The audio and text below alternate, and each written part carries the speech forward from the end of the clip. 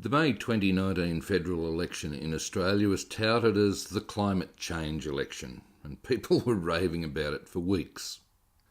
During the lead up to that election, there were the usual gatherings of Green protesters, but this time around their efforts were bolstered by thousands of school students going on climate strikes in cities across the country to protest climate change. Now, coming out of these strikes are a couple of things that really did worry me, which I'll talk about here, including this. If they're not going to change anything, then what's going to happen to humankind? What's going to happen to the whole world? If no one does anything, because it's just not fair. It's not fair on all the animals.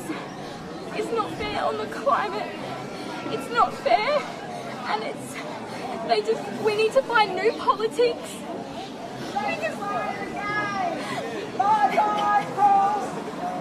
Now, as the father of two young girls around the same age, I just do not want them feeling so desperate about the situation. There's far too much crap about human extinction going on lately, presumably in an effort to shock people into taking action. But something has gone horribly wrong when you have young girls hysterically crying about what they have been told is going to happen to the world, when students are holding signs saying there's no point in going to school as there is no future for them. So let's try and sort out what's actually happening. And first up, I am not a climate scientist nor a climate skeptic, nor am I a scientist, and I'm not arguing one way or the other on this issue. I believe the vast majority of the general public in Australia and perhaps around the world feel like me, and that's sick and tired of the whole thing. Look, we are so over all of the extremist rhetoric, the denial arguments, and all the other bullcrap we keep hearing about global warming, climate change, climate emergency, or the climate crisis, whatever it is they want to call it. And now they want to call it climate justice. We've had lots of people who say nothing much is going to happen as a result of global warming, that it's all a gigantic scam or a huge hoax. And at the opposite end, well, there are just as many people who are trying to convince us that this is an extinction-level event, similar to some Hollywood blockbuster.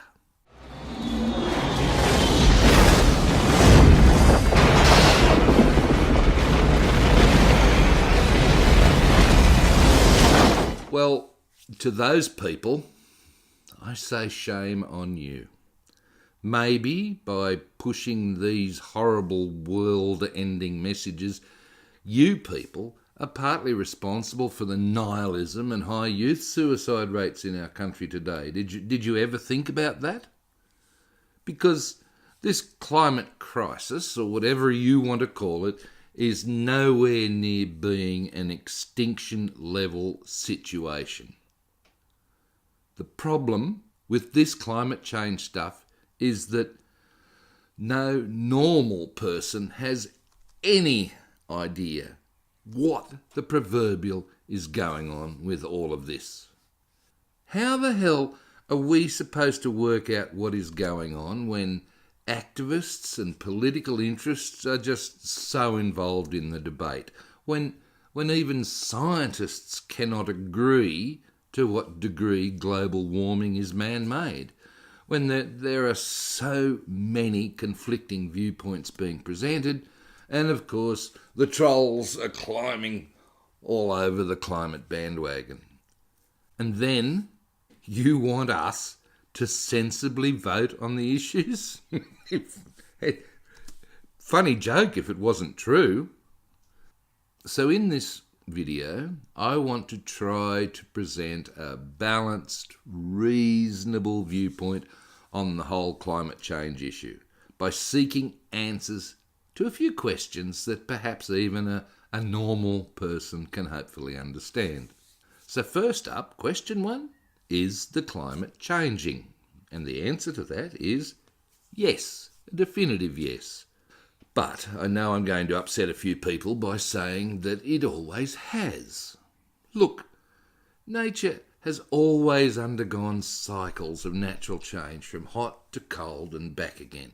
And these cycles are usually millions, thousands, or even sometimes hundreds of years in length. And they can be caused by a whole range of natural events, such as solar activity, the Earth's rotation and the Earth's tilt and the orbit around the Sun, the build-up of greenhouse gases in the atmosphere, volcanic activity, cloud cover, amount of ice cover, blah, blah, blah. Lots of things can affect how much heat coming in from the Sun is reflected back into space by the atmosphere or radiated from the land and ocean and then trapped in the atmosphere.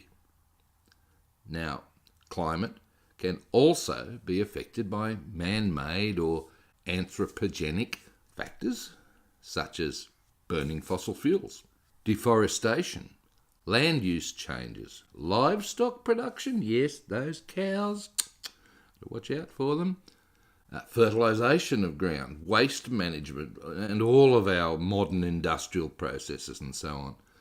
But it is our recent use of fossil fuels which is attracting the most protest action, and we'll get on to that in a few minutes. Second question then is the average global temperature rising? And again, everyone agrees, yes it is. It has been slowly rising over the last 100 or so years. The big argument here among climate scientists is about how much the temperature has risen and over what time span, and whether it has been a natural increase or caused by humans, anthropogenic global warming. And of course, whether that is actually a problem or a benefit to us. So that's the next question. Is an increase in global average temperatures good or bad? Well, that depends on how much it warms, doesn't it? And, of course, who you listen to. For example, in some of the winters between the 17th century and the early 19th century, the River Thames in London froze over. Now, I'm sure the English prefer today's warmer climate compared to that period known then as the Little Ice Age. But, on the other hand, what happens when it gets too warm and the ice sheets on Greenland and in the Antarctic start to melt and ocean levels rise? Well, now we're in the realm of climate disagreement again, well and truly, especially with the next few questions. So question 4 is, what are the possible problems arising from this global warming? Well, I just mentioned, for starters, things like ice sheets melting, glacial melting, increased sea levels, and there's also changing ocean currents, or they're the most obvious problems. And then there's a range of extreme weather events that can accompany all of that, including erratic local climates, higher temperatures, increased droughts, worsening floods, fiercer cyclones and hurricanes, stronger wildfires, warmer ocean currents, ocean acidification, coral dying, reef bleaching, loss of biodiversity, all of that good stuff. Oh, and not to forget, of course, that in some areas there will be a lot of people, or climate refugees, who will need to move to new areas to escape the local effects of global climate change. So I suppose the next question, question 5, is what is too hot? Well, it's very important here to note that we are not talking about these sorts of temperatures. By the end of this century, if emissions keep rising, the average temperature on Earth could go up another 4 to 8 degrees. What I'm saying is the planet's on fire. So thanks, Bill. The planet is not on fire despite that, despite all the various signs and banners that are being seen at the protests. In fact, the temperatures being argued about are only small changes in the global average temperature of between 1.5 and 4 degrees Celsius. And that's something that you would not even notice, especially when the daily temperature range that you might experience where you live with your local weather is usually a lot greater than that. While you personally wouldn't notice a small 1.5 degree difference, the planet does notice, and as a result, normal natural systems kick into place to make adjustments to such changes. Now, usually this takes hundreds or thousands of years. And remember, this is the sort of thing that's been happening to our planet forever, as we talked about earlier. So the big question now, question 6, I suppose, is what is causing the temperature to rise in the last 100 years or so? Is it anthropogenic, i.e. human-caused, or natural, or a combination of both? Well, this is the biggest argument in the whole climate change arena. Did mankind really cause this to happen? And if so, how much effect has modern man had on whatever current cycle we're in? And as the joke goes, that's where the fight started. So the anthropogenic argument goes something like this. Mankind has become more industrialised in the last 100 years. Our modern technology has primarily used fossil fuels to power our industrialisation. These fuels contain carbon, which was previously locked in the ground in the form of coal, oil, gas. They've now been burnt to generate power, and that burning releases carbon dioxide, CO2, into the atmosphere.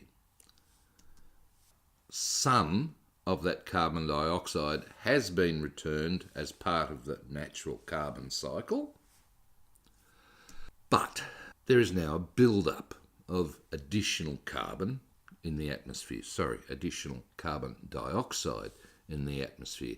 And this is stuff that was locked in the ground before. And it is that build-up of extra greenhouse gases which is the cause for concern. And at the same time, we have also built a lot of concrete jungles, big cities. And this urban heat sink, that wouldn't be helping much with the temperature issue either. So question 7 is all of this extra carbon dioxide bad? Is it really a crisis? Well, guess what? Naturally, some say yes, and others say no. And of course, that's a great help to understanding what's actually happening, isn't it? Not. One argument is that the Earth's biosphere has experienced a relative CO2 famine for millions of years. And the recent increase in CO2 levels has had a measurable positive effect on plant life. They argue that future carbon dioxide increases will help boost farm productivity, improve drought resistance, bolster food security, because we've got millions more people to feed, and of course help create a greener, lusher planet. But since the extra CO2 in the atmosphere is continuing to rise, according to that graph at the Mauna Loa Observatory in Hawaii, well, that is bumping our global average temperatures up to a point where, well, maybe we should be a little more concerned about the possible side effects of global warming.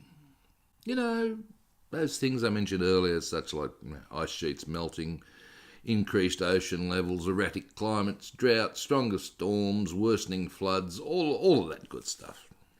Oh, and by the way, just to clear it up, these rising carbon dioxide levels are not going to cause you a problem with breathing in the immediate future, so please just put the gas masks away, okay?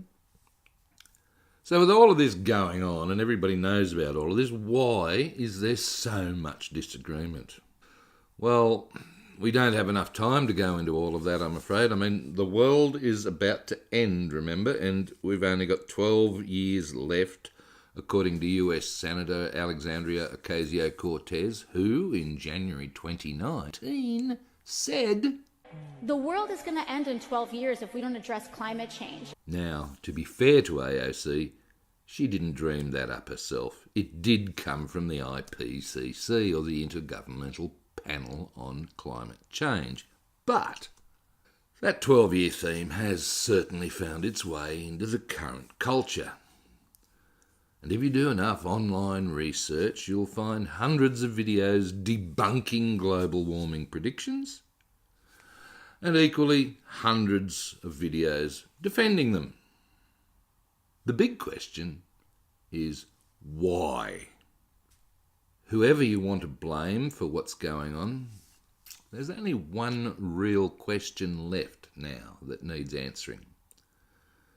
And as with any confusing, complicated, contradictory issue, ask yourself, who profits from this crisis, both economically and politically? If you can answer that, you'll be much closer to understanding what is really going on. And to give you some possible motives for various parties on either side of the debate, well, there's big oil, and then there's the politics, or the green movement, there's activists from a wide range of groups, there's government funding for research, and then there's the banks and investors in the technology. Not to forget egos, because a lot of the argument has to do with the egos of the people presenting their different viewpoints. And then, of course, there are the authors of all these books who want to sell their books. Believe it or not, there's even a movement to destroy capitalist economies and replace them with a global form of socialism. Yep, using climate change to effect radical political change. Who would have thought? All these, and even more far-fetched conspiracy theories, are attached to the climate bandwagon. But I know only one thing. I am totally over all of the BS going around. Simple. Especially when young kids are being scared out of their wits by these bull artists. For example, just recently, we have the Twitter retraction by Alexandria Ocasio-Cortez, where she now says, 4 months after making her 12 years comment shown earlier, "Like the world ending in 12 years thing, you'd have to have the intelligence of a sea sponge to think it's literal." Excuse me, coming through, out of the way. Great, Squidward, you finished. What's your wish?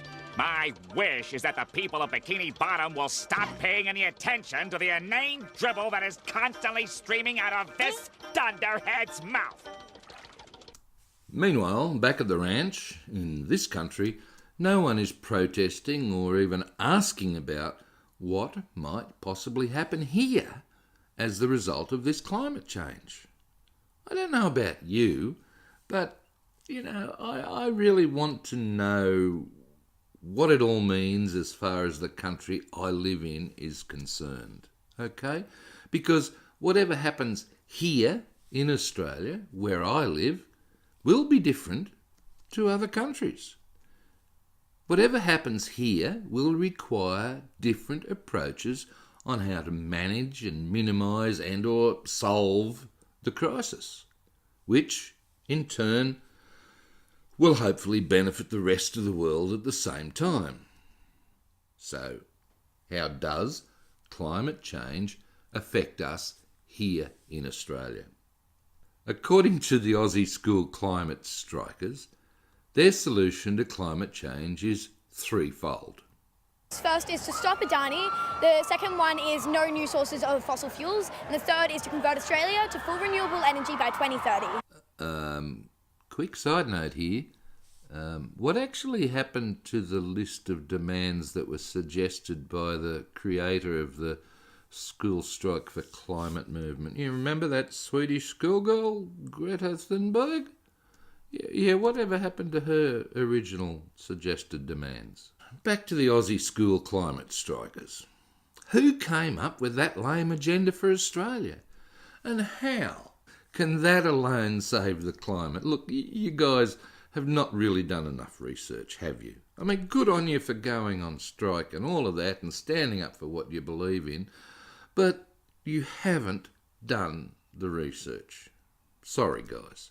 People outside Australia are probably saying, wow, what is this Adani thing that is so bad it just must be stopped? You know, why is it the first priority? It must be truly evil. Well, my thoughts exactly. Why would a proposed open-cut coal mine called Adani in Western Queensland be the primary target for these school climate strikers? Stop Adani! Stop Adani! You see, an Indian company called Adani wants to mine our clean coal and send it over to India so they can use it to power their developing country. Sounds fair enough. And as long as it's not our good, clean coal that is doing that, the protesters can all sleep peacefully, knowing they've saved the world. But obviously, they haven't. Because if Adani doesn't get their clean coal here, they will obviously find somewhere else in the world to sell them the dirty stuff and fill the atmosphere with even more carbon dioxide anyways. And I think the strikers have also forgotten that coal mining has other uses other than just power generation. And coal is still needed in the manufacturing process, you know, for all these wind farms that you want to make and solar panels and lots of other modern things that we make.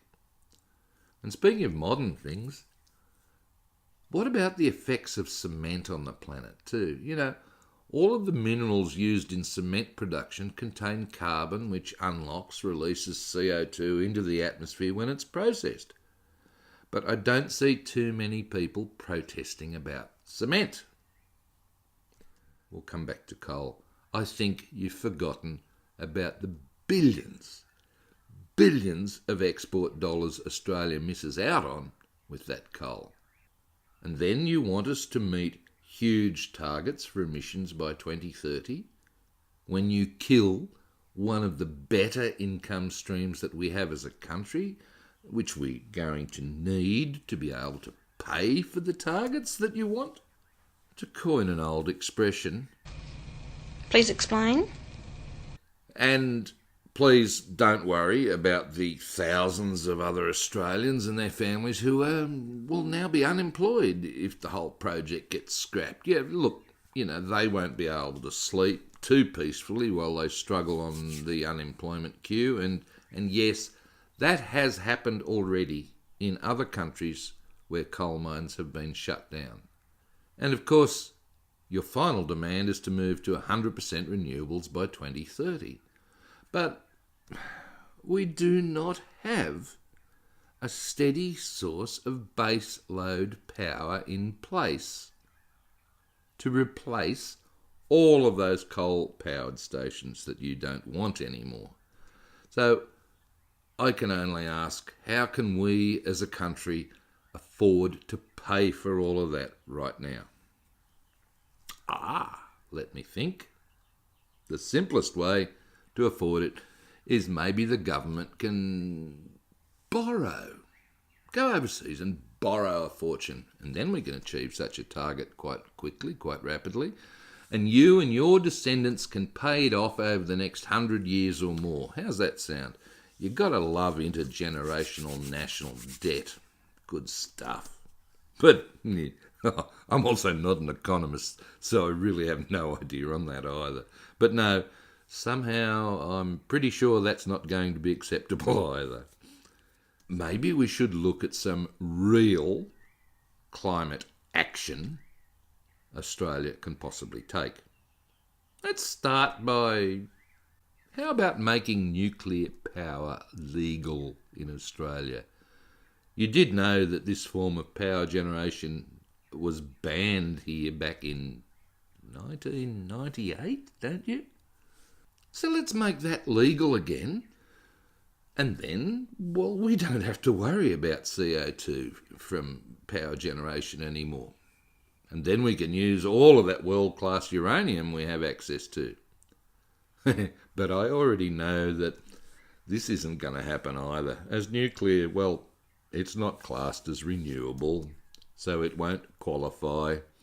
And of course there is that little danger that nuclear supposedly presents, as if burning coal wasn't so dangerous at the time. How about spending money and conducting research on reducing, which is mitigating or managing, the possible key risks of future climate change in Australia that were identified by the Met Office in the UK in 2011. And in Australia, these are all issues we can get started on, which will benefit all of us anyway, no matter what happens.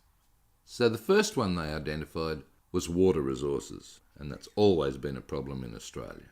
Large parts of southeast and southwest Australia are going to become a lot drier, putting pressure on our water resources. And as you know, we've always had droughts here, particularly across inland Queensland and New South Wales, which are our main agricultural areas. But they are tipped to get even worse over most of the nation as a result of possible rising temperatures. So maybe the good old Bradfield scheme idea really needs to be revisited, politicians. Such a nation-building infrastructure project could create thousands of jobs and pump much-needed water from the wetter parts of the tropical north to vital inland parts of country Queensland and New South Wales. Get the water flow back in the Darling River system again. Maybe we could even manage to put a couple of hydropower generating plants along its path. Or, here's a thought, pipe the water into lots of huge dams which could be covered with squillions of solar panels, just as the Chinese have done.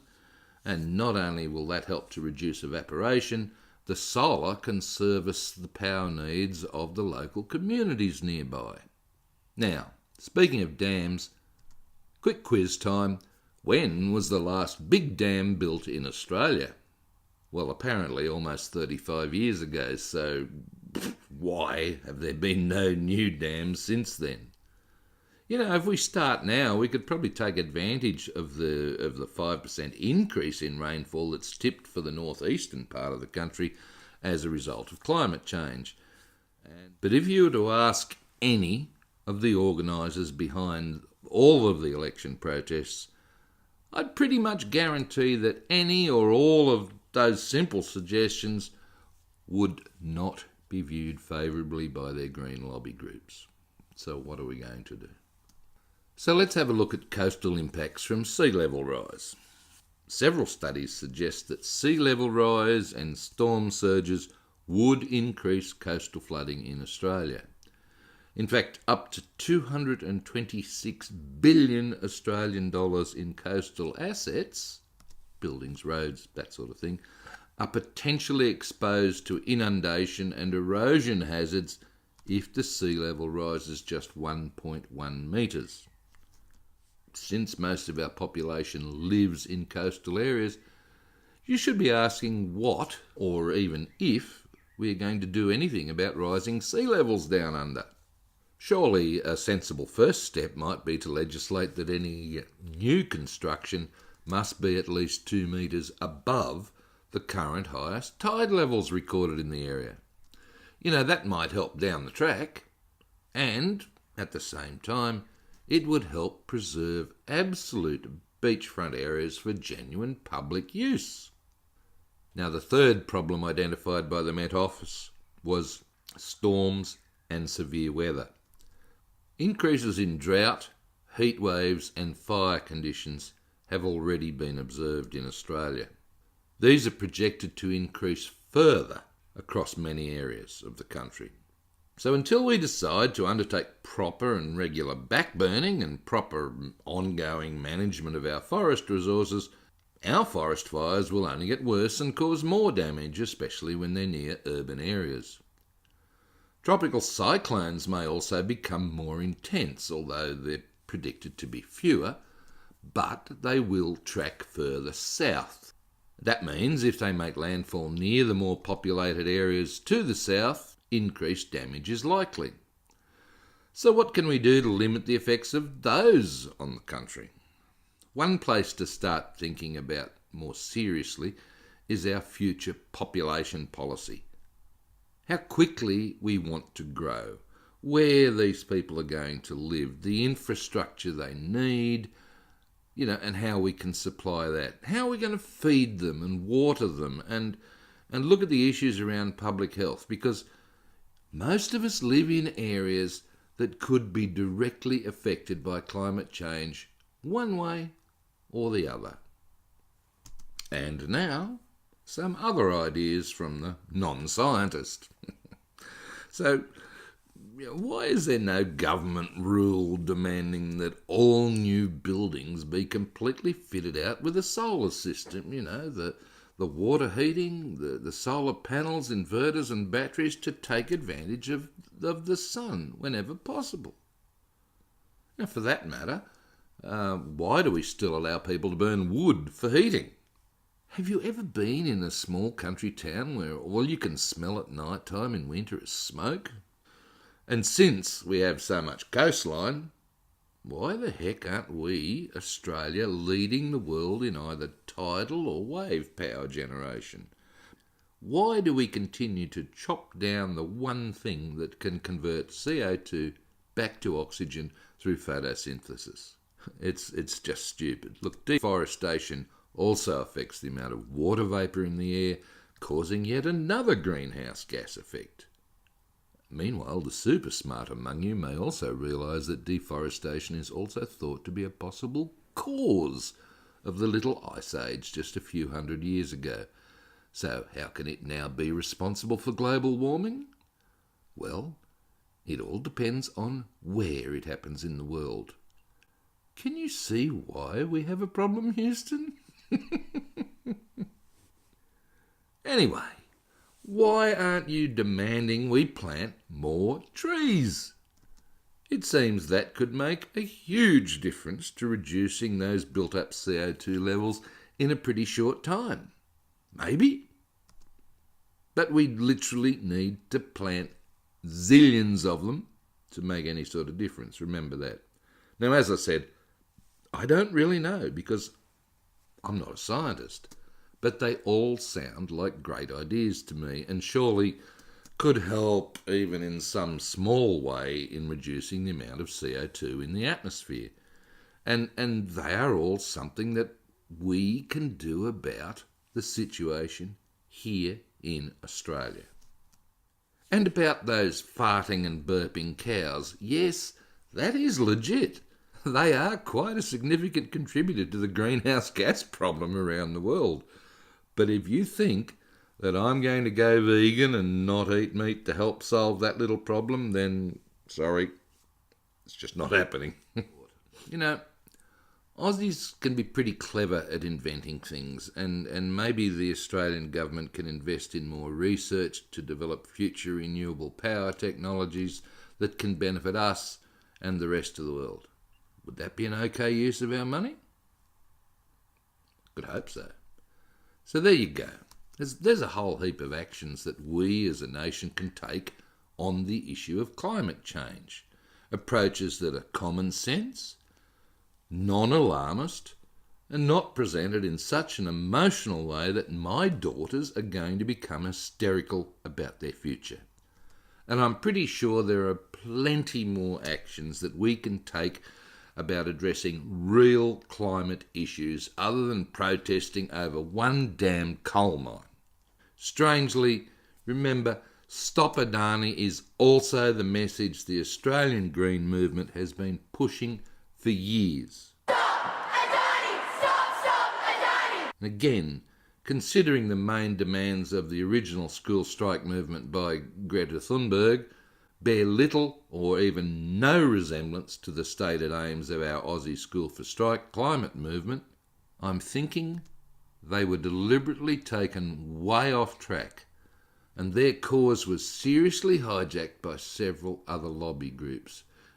Sorry kids, But look, if you do want to protest, make sure the intentions of your allies are truthful and honourable before you commit to supporting anybody in such a public way.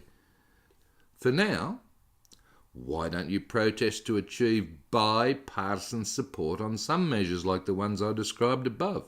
That might actually help the country, whether we experience climate change or not.